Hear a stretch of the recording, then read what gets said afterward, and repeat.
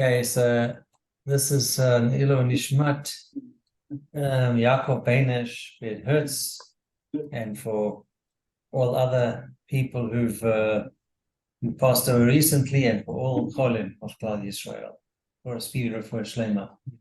So I was reading. My friend has a Gutnik Chumash. Gutnik is a famous Chabad rabbi in Australia, Joseph Gutnik, and it said, I was going through Bereshit, and towards the end of Bereshit, it's a prelude to the flood and the story of Noah. And I didn't this certain thing I hadn't seen before in any interpretation in any of the commentaries, where it says that noblemen were corrupt, and noble people from the nobility were violating married women or people who were engaged. It came and then their descendants were the giants. But point is, you think that noblemen, people, the nobility means people with etiquette and manners and who know how to behave. It just goes to show manners and education. Look at Yamach Shemor, the Nazis, all the people who had PhDs and fancy qualifications still acted like Western animals.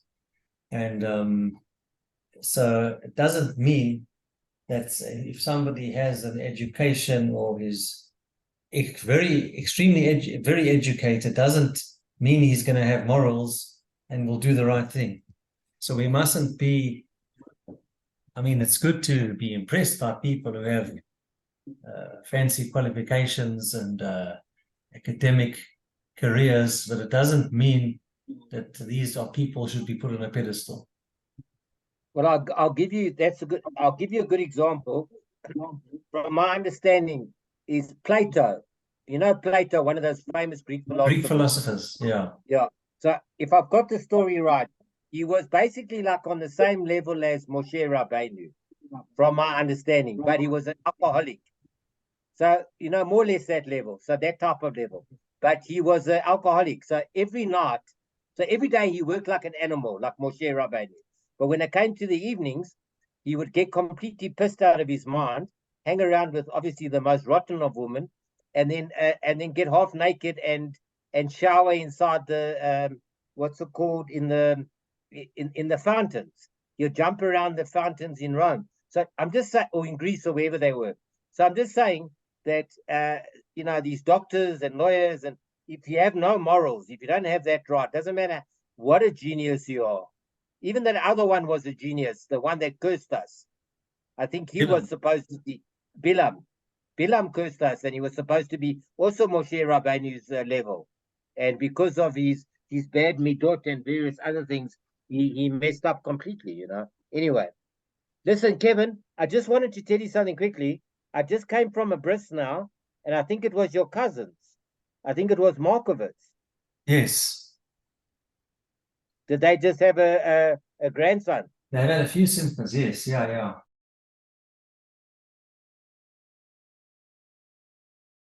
Okay, guys, welcome. I think it is important that we learn between Rosh Hashanah and Yom Kippur. Some people take sabbatical from Rosh Hashanah until Sukkot, but we are being judged these 10 days. So I think whatever learning we can get in, it's good. So, guys, just to deal with a principle regarding an Amoraic teaching about inheritors or heirs who inherited property from their father that they had borrowed. So when it uses this term inherited, we generally said that it means you permanently get it. We're not talking about that sort of inheritance. We're meaning that there was an arrangement with the late father, and that the children do continue relationships occur, or are new arrangements made when children pick up obligations from parents and inherit benefits. So if you remember, this is just a summary. Rava said if their father died and left them a cow that he had borrowed. They may use it all the days for which it was borrowed by their father. So we're not talking about a thief. We're saying that the father borrowed a cow, and generally one who borrows something acquires the right to use it until the period of time that that borrowed item has elapsed. Okay? So that's according to the Ravad. So if the borrower dies during this period, the right to use it is inherited by the heirs. Now, that has a certain contextual relevance, because it says here, but if the animal died, they are not liable to pay for it because they're not responsible for unavoidable mishaps that befall it. So what it's saying is quite clearly that a borrower is normally liable even for a unavoidable mishap, an honest, for example, like the death of an animal. So these heirs, however, never accepted the responsibility of protecting the animal. That's according to Rashi. So they can't be held liable for its death, because the only arrangement in terms of responsibility was with their father, the borrower, and the lender who owes the cow.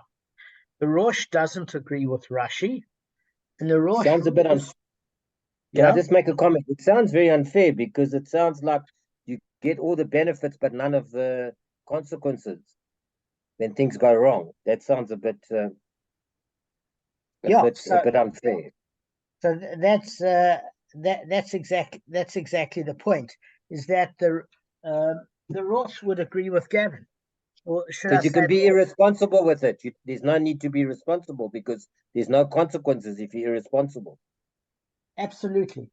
Absolutely. I'm turning off my phone because, of course, at this time I'm getting 10 messages that I haven't got throughout the whole day when I wasn't given the shirt. But now 10 times it rings. You see, it just messages. It's like you're on the phone and there's another phone that goes. But there's no phone when you're on one call at a time. There's 5 calls that come in. These are the things I have to process in the new year. How to deal with this emotional mental illness. Okay. But AI helps quite a lot with emotional disorders, just letting you know. Yeah. I hear. So Gavin's in good company with the Rosh, who said it's not fair. The Rosh is basically saying a new arrangement is made, that the leniency only applies where the owner continued to allow them to have possession of the animal without making any stipulations concerning it. But according to the Rosh, the owner does definitely have the right to demand that they either return the cow or accept the responsibilities of the borrower. But this has to occur, Gavin, pretty much immediately after the father's death. Now, it's not a callous arrangement that at prayers, the owner of the cow says, listen, bud, we lent your late pappy a cow. I know he's just been buried today, but you must know, like anything happens to it, you're liable. There's a way to do it. There's a way to do it that's tactful. You know, generally a document stating, please note you accept responsibilities or we take back the asset. But according to Rava, that's not the case at all. Is that they can use it for all the days of the arrangement, but they never took on the liability. Not everybody agrees with Rava. Okay. But there's a problem, because there could be an incident that Robert says that if they thought it was their father's cow and they slaughtered it and ate it, they pay the owner the value of the cow's meat when sold at the cheap rate. So we already said that the cheap rate is 2/3 of the market value, and that was in Bava Basra 146b. They don't have to pay the full price of meat, because if they knew that they'd be required to pay, they might not have eaten it. But there's 2 provisos. Firstly, they have to return the cow's hide to the lender, exactly as is. That's according to Rashi. And since the heirs had no idea they were destroying somebody else's property, although they can't be held under the laws of a damager where they pay full price, they still have to pay for the benefit of received, that's 2/3. And why would they have to? Well, we say that generally meat was a luxury, so they might not have gone ahead and agreed with that. But they can't say that if they were getting it at a significantly discounted rate, that they would have passed up on the opportunity. But because it wasn't negligence on the part of the animal having an unavoidable mishap, there's no liability according to Ravi. But here, there was negligence, because in an unavoidable accident, Gavin, or mishap, what happens there? It's not their fault. They had nothing to do with the process. Maybe the animal got hit by a bucky. Maybe the animal dropped dead. Maybe it got some hay stuck in its throat. No one knows. But it wasn't human negligence or intervention on behalf of the borrower that caused it. And therefore, there's no liability according to Rava whatsoever, because they never took on the obligation. But where they were a part and parcel of the damage, they have to accept liability, albeit 2/3 of that liability, and they have to return the half, but certainly some liability. Okay. Now, it even goes further that accordingly, Gavin, and you'd be happy with this, if their father left them real property, we call real property as fixed property, whether it's a land or house in his estate, they are liable to pay for the borrowed animal from that real property.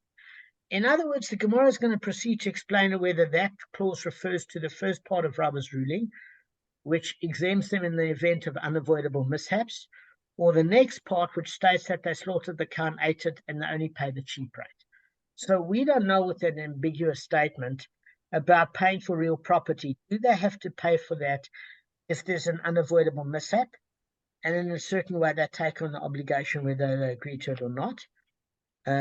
All agree that Rava's opinion is if there's no real property to attach, then certainly the heirs don't pay for the animal that they borrowed if it had an unavoidable mishap, but they do pay 2/3 if they ate the animal without clarifying that, in fact, it was their father's and not just assumed. As far as real property is concerned, this is what we're going to determine. The Gemara is citing two explanations of Rava's final clause. If their father left them real property, they are liable to pay. There are those who teach it as referring to the first part of Rava's ruling. In other words, in the first part of the ruling, Rava said that if the borrowed cow dies, the borrower's heirs who are not subject to the liabilities of the borrower do not pay in the event of unavoidable mishaps, because they weren't part of the catalyst for the animal's death. Okay, so according to the current understanding of Rava's statement, Rava then qualified that law by stating that if their father left them real property, they do pay for unavoidable mishaps. That's the one way to interpret it.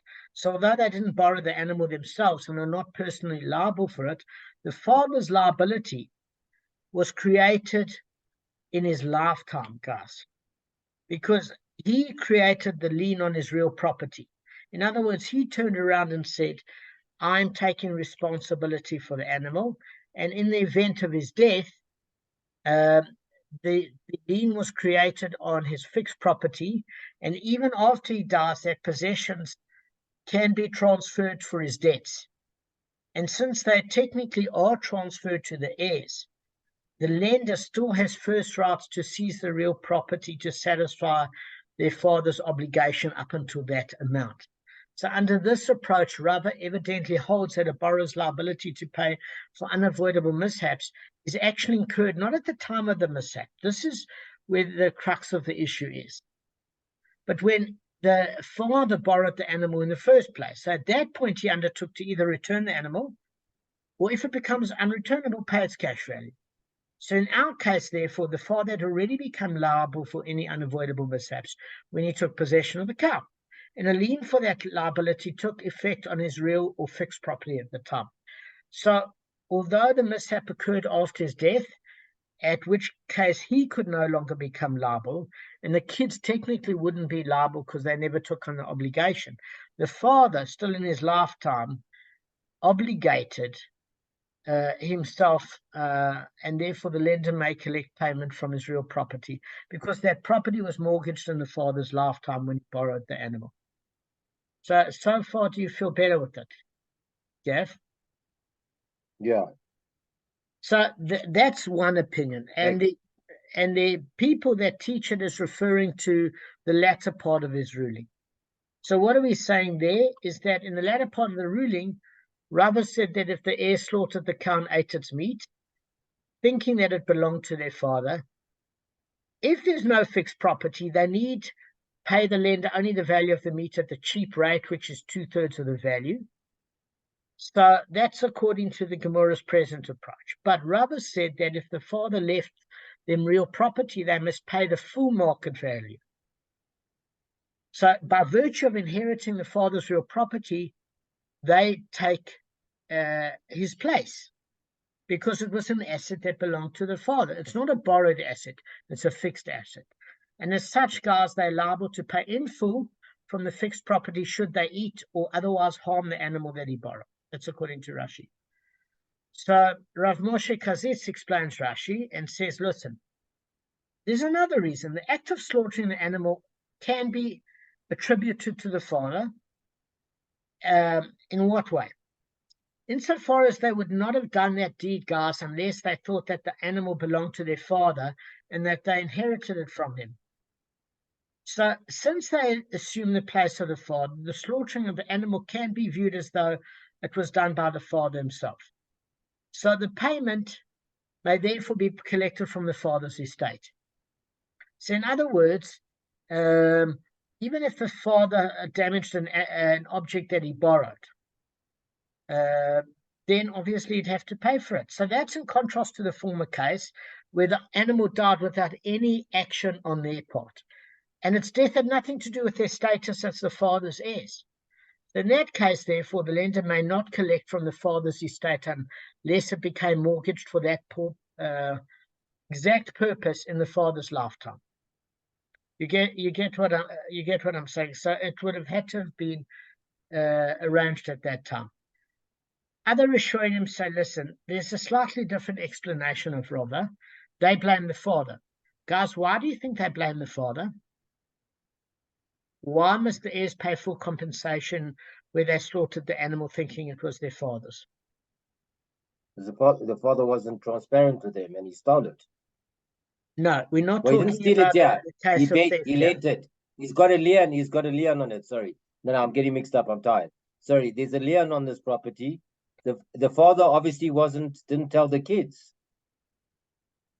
So the problem is twofold, as Gavin said. Firstly, the father should have made known to the children that property that they inherited would go towards certain debts, either to creditors or to borrowed items that were destroyed, etc., etc. And what Gavin's saying is exactly correct. Some Rishonim turn around and say, listen, if the father didn't in the children's lifetime tell them that he borrowed an article, even if he was of fit health or have it in his will, then if they destroyed it, it was the father's negligence that caused them to damage something that was borrowed. And in any event, even if they inherited their father's property, they should have had a clear understanding of what his debts were within a will, even if he wasn't sick and he did. Because you might turn around and say, well, how did he know he was going to die? Well, that's why people have a will and testament. They don't. And in that has to contain assets that are mortgaged or can form part and parcel of a lien for a debt or for damages, or alternatively as collateral for borrowed property. So therefore, that's why they have to pay the full rate, because it was the father's negligence. And his estate became mortgaged to pay for any resulting loss on items he borrowed.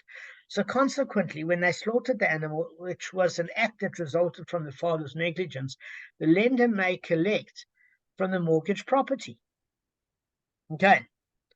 Also the kids, 1 second, Damon. Sure. The kids actually got the full benefit of the meat. They would have paid the same price if they went. In fact, they got it slightly cheaper. They got it at if there's no fixed property, then they get it at, let's say, 2/3, which is actually a discounted price than what they would have paid at. And they got the full benefit they ate. They would have had to buy that meat anyway from Moshe's. You know what I'm saying? So why do you think they're paying the 2/3 instead of full? Give me a reason that to make sure that they get the cheapest price that they can, so they don't, to make sure they don't pay in case, in the event of this type of scenario where because there's uncertainty, and because they are getting the full benefit of it, but the problem is there is a lien, and now money has to go back, so they want to make sure that they pay the minimum, so 3/4 is considered the minimum for that amount of meat, I guess. Okay, so you're on opposed to paying you're full on the price. right track, but there's a specific reason. Because Okay, help us. there's no doubt in terms of the fact that it was a borrowed animal. There's no doubt in the fact that they slaughtered something that wasn't theirs. The reason that they get to pay 2/3 is because in a court they can't argue they wouldn't have eaten the meat at such a discounted rate, and therefore they can't say, no, we ordinarily wouldn't have eaten the meat, but since we knew it was our father's, we did so, but generally we don't have the money to do so. Because the court would say no. When something's on special at that much of a bargain, even people that generally don't eat meat would take up the opportunity. So good, you got the full opportunity and you ate the meat, you enjoyed that. But the hide you're not entitled to wear. That goes back to the original owner. And guess what? You're paying 2/3 on the meat, which is still a bargain. Consider yourself lucky. And you had the meat at full value. So they don't have an excuse to say that they wouldn't have eaten the meat at a bargain rate. So Gavin's correct. This is just a bit more detail on what Gavin's saying. So now we don't know. Now we don't know if it refers to the first part or the latter part. So Arthur, what's the first part and what's the latter part regarding the real property?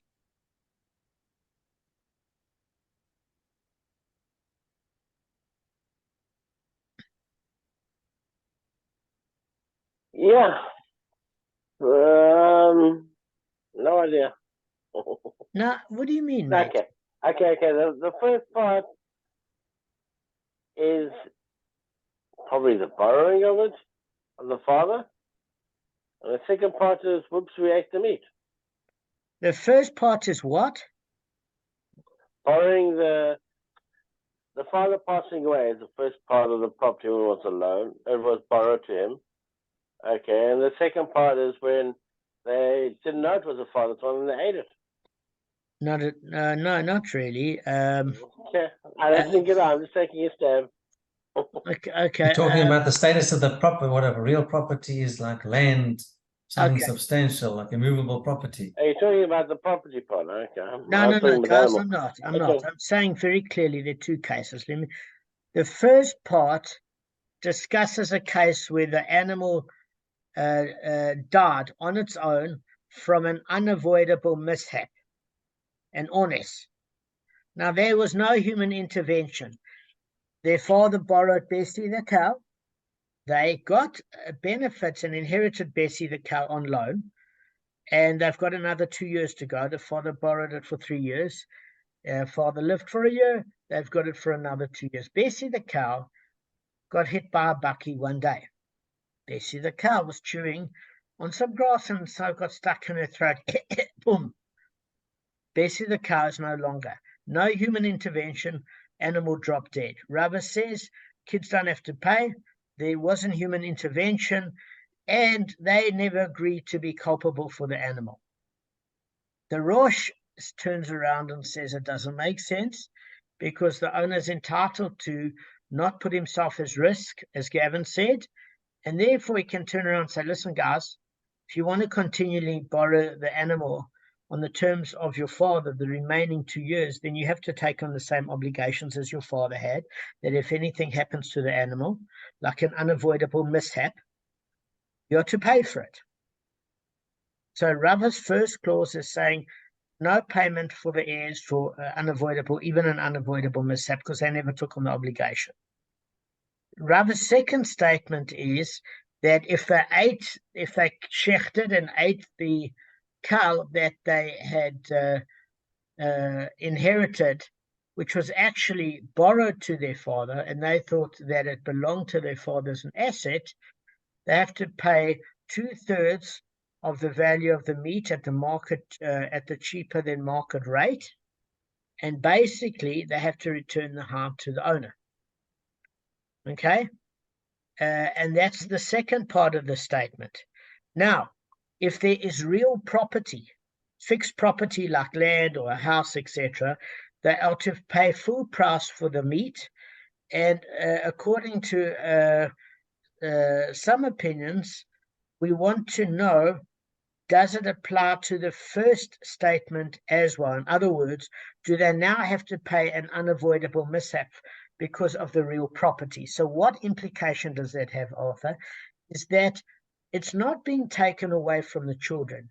When the father borrowed the animal, he, in his lifetime, had a lien on his property that would make good the cash to replace an animal if it was damaged in his possession while borrowing the animal. Even a borrower is liable for an unavoidable mishap. If the animal got hit by lightning, he'd be liable. If you lent somebody your car and it got hit by lightning, or some minibus skipped the robot and hit it, you're not interested. You want your car replaced. It's not your problem. It's not like you borrow a car and the engine seized and you've borrowed it for a day and it's taken years to get to that point of defect, and suddenly on the day that you end up borrowing the car, it falls apart. That's not your fault. But short, because it's deemed during normal working use. But short of that, the borrower is liable. So if there's real property in the father's lifetime, it's suggesting that there's a lien on the property, and the arrangement was made then that until he gets the animal back, it will be replaced with cash, which when the kids inherit the property, the creditors are entitled to take their money back when you've got somebody that borrowed money, or there's damages, or there's an item borrowed in lieu of damage. So we want to know, does this thing of real property affect unavoidable mishaps, or just the fact that they took an animal they assumed was their father and slaughtered and ate it? Which one does it apply to? Does it apply to both, or one or the other? That's what we're dealing with. Arthur, can you give it back to me now in simple words?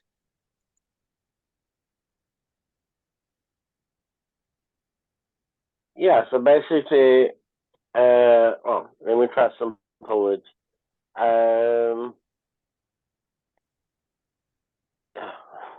Let me try. I'm tired. Okay, so what happened is the father passed away, and there's a lien on the property if the animal gets in any way, shape, or form damaged, even unavoidable because it's been borrowed. Now they go to they make the one rabbi says that you've got to go back to the kids and tell them if they want to continue using the animal, whatever's remaining of it, they have to agree to the same terms as their father. Good.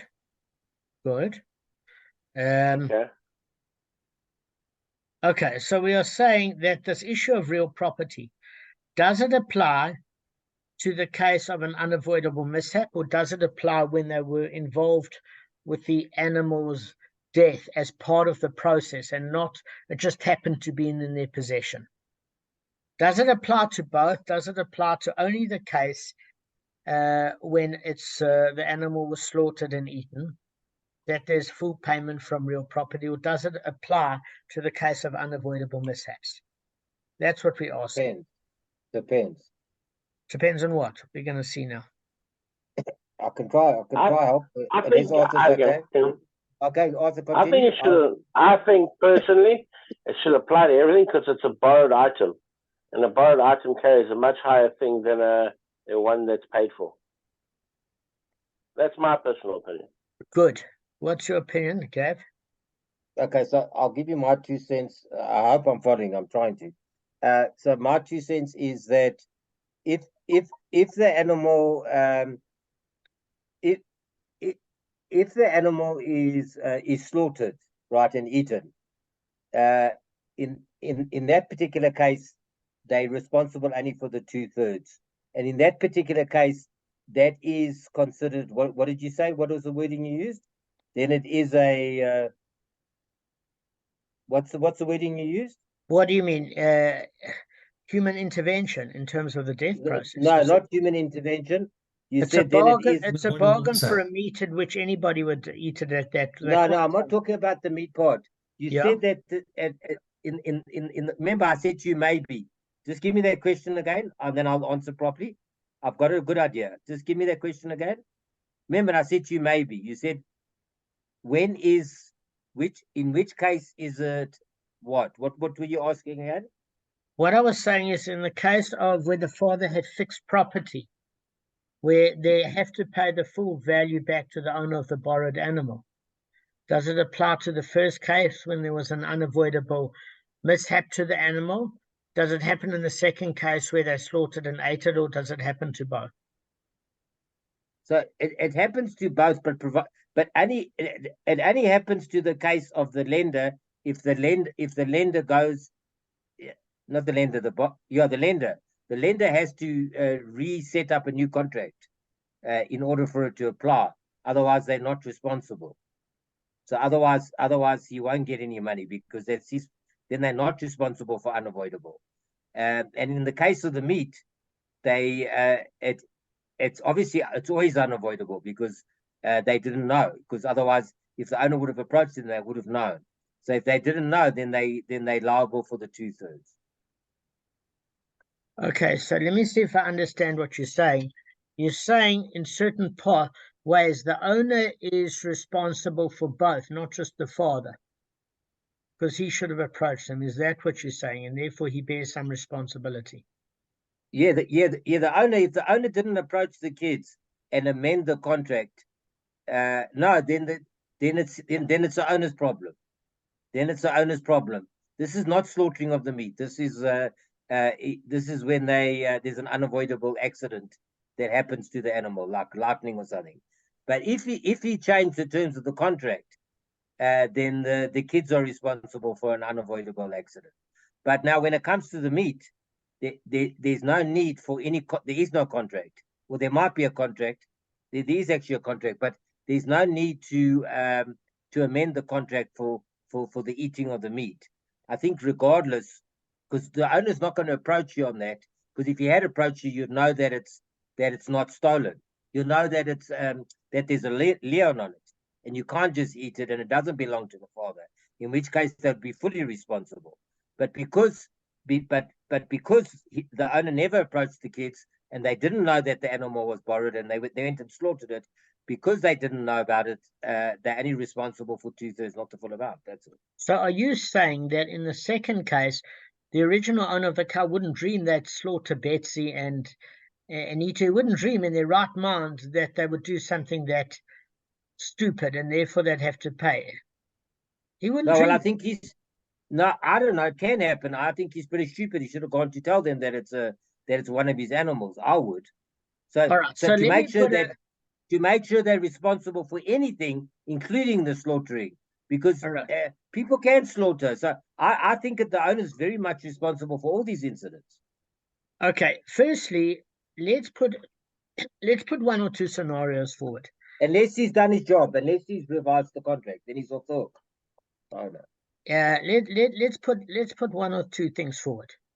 The original owner could assume that since he had an arrangement with the father that if anything would go wrong with the animal, it would be replaced, whether it's an unavoidable accident or it was eaten or slaughtered. In any event, you have to replace that which you borrow.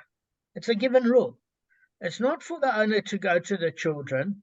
It's up to the parent in his will to state which assets he owns, which money he owes, what property he has as collateral, which liens are on his property for debts or damages, and it's the father's obligation to inform. Okay. Number two is if the owner didn't do it, he bears some responsibility as to calling the terms and conditions for the children, which is why in the first case, Gavin has a point that according to Rava, you see, you want to play Rosh and Rava of two opposite opinions. Because Rava is saying that it is the owner's responsibility the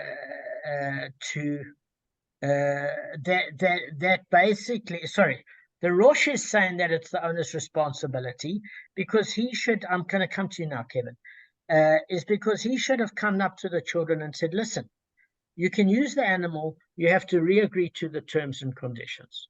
according to Rava, there is no responsibility for the children, because actually Rava is agreeing with Rosh in a strange way.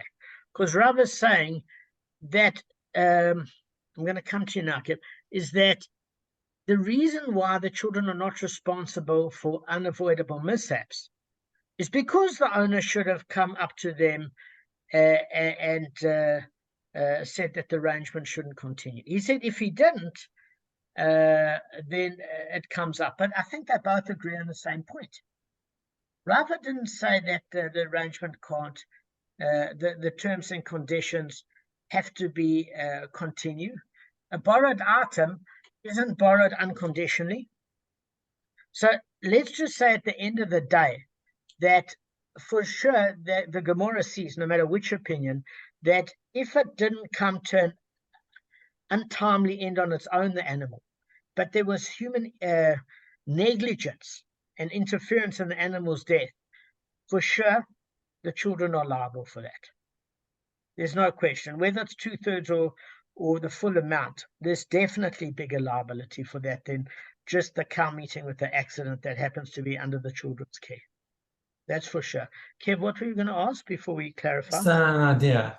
When the owner originally agreed to loan it to the borrower, Yeah. Shouldn't there be contracts in place for all these eventualities?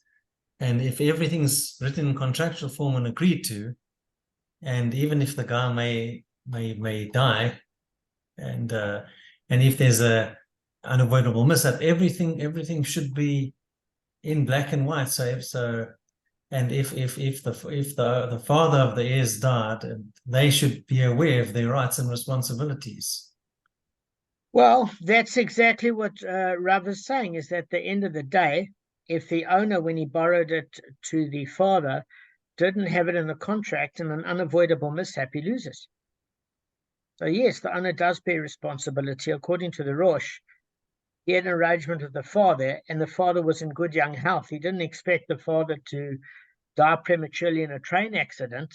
Then for sure he can go to the children and have a new arrangement. Said, listen, you want to continually borrow the animal, you've got to have the same obligations. No, but what Kevin's trying to say is, can't you add it to the? I think that's what he's trying to say. Is what, and it's a good idea.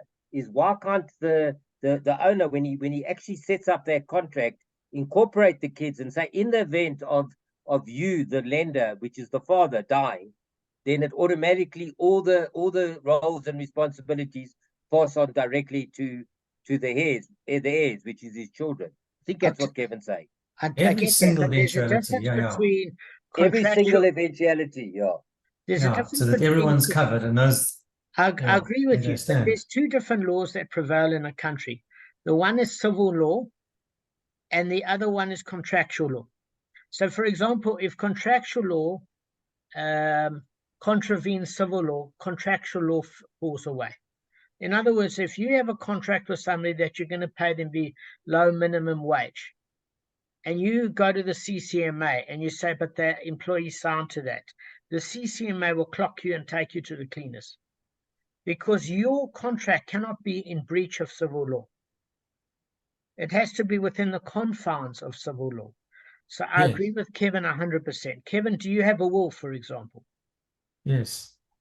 Okay, well, Kevin's very well organized. But I Can I bet be in it? no, I want Kevin to live to 120. My will after is 100, that after Kevin, 130, I'm gonna. my will is that Sorry, Kevin No, Damon, doesn't Damon, need. Damon is a famous saying. He says the world is away. yes. Okay, I but get it. the new My one will is is there's that I a will. don't I want And want to there's be in it. there's many ways to write a will, Arthur. So just as a matter of interest, Kevin, I know many people that have done a will and it's been obscure or legal contracts are not perfect. That's why people end up in court all the time. There's eventualities one doesn't think about. Do you know what I'm saying? And you might have been dealing with a time where people were not that sophisticated. Some people might not have even been literate. We don't know. We don't know. They might have had a handshake and he said, I need to borrow your car. The guy had 20 cars. I said, sure. You're my neighbor. I've known you for 20 years. The kids might have been living in a different town. This guy might have been young and in good health, and it all went pear-shaped. Then the guy End could of the have been day- in a different town, come back, heard Yeah. about the calamity, and the next thing his cow's been eaten for dinner. But at the end of the day, if somebody borrows something, regardless of what events take place, it has to be returned in the condition it was borrowed. Well, A, that's the premise of the Gemara, and B, it's not so clear, because as Gavin said, the owner should bear a certain amount of responsibility from not, and you said, by not having it contractually written or cleared. And we see this in an unavoidable mishap, according to Rava, that the kids never took on the obligation. They got the animal. The owner didn't make it clear, didn't approach him according to the Rosh, which he could have done and reset the terms and conditions. So as it is, as it stands, they can continue to use it, and they're not liable because there was no specificity by the original owner. As far as, but nobody expected the animal to die either. So that case is a heck of a lot more leniency than when the father didn't educate the children and tell them that the animal was borrowed. And then they pay 2/3 because it still costs them, and they return the hire to the owner. I want to add something in terms of last week. I was offered a potential position, and I wanted to see the contract. There was no contract, so I said, first of all, there were many things that were against me and not in my favor, and they wouldn't. And I want to see it in black and white. They can pay, you know what I mean? These days, especially like in the old days, generations gone by, people would agree to a deal on a handshake, and people would stick to it. But unfortunately, this is not the world we live in today. Not the world. So, you have to have everything signed, eh? Even with of course, everything in black and white. Yeah. So that everybody Everything in black knows and white. where they stand, Yeah. both sides.